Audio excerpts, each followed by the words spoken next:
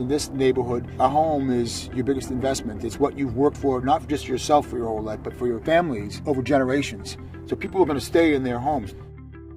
It's important to think about climate adaptation and resiliency for the neighborhood of East Boston because we're effectively an island.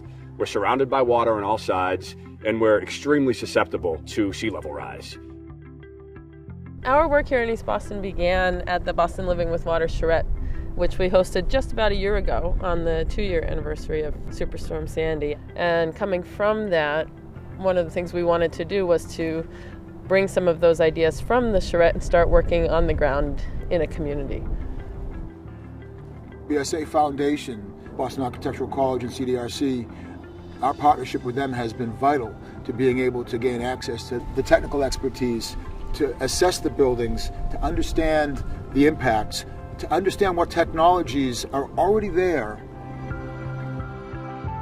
If you don't let water into the basement, then we're putting too much pressure on the foundation and compromising everything. Right. So this floodgate would respond to that pressure by opening and letting the basement fill with some controlled water to preserve the structural integrity.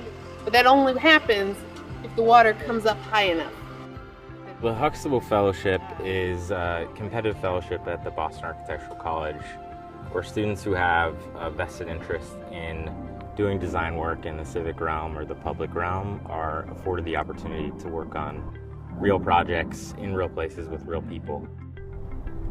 The Huxtable students produced a menu of action items, things that residents can do to both prepare for sea level rise as well as extreme heat or extreme cold at a variety of price points and a variety of complexities to construct.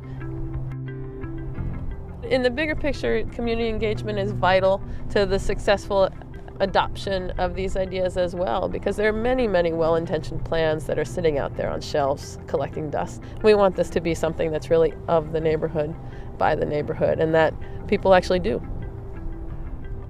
Many of us in our day-to-day lives don't have the opportunity to do work that will really contribute meaningfully in the long run to improving our communities. The BSA Foundation is created in order to make a lasting change in our communities, to really have a long-term vision of a better Boston.